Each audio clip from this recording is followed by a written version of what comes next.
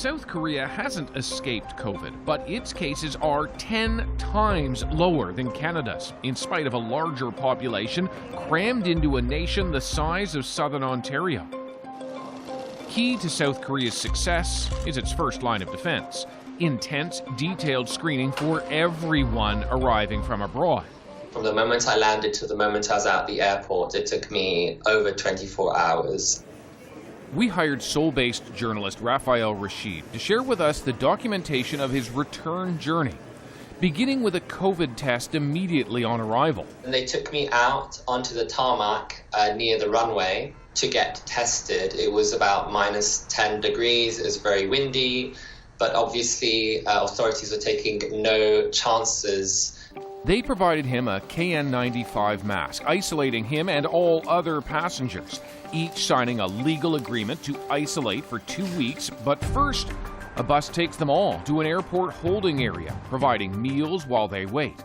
After 6 hours, some get to leave, but Raphael arrived from the UK. And because of its disastrous outbreak, health officials have other plans for him. They were like, you're going to have to stay overnight because we need to rerun tests on your swab.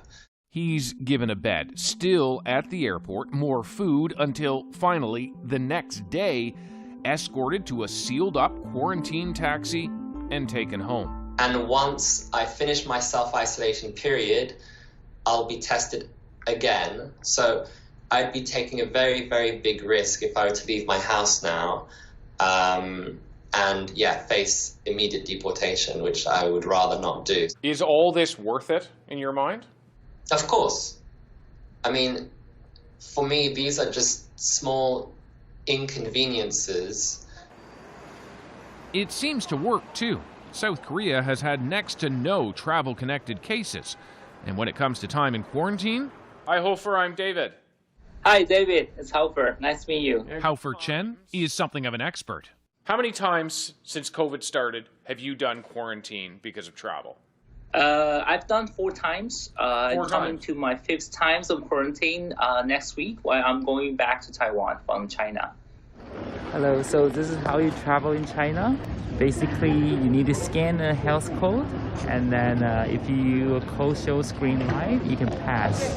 We caught up with him in Shanghai, and with a job in China, a wife in Japan, and home in Taiwan, that's 70 days in isolation since COVID started.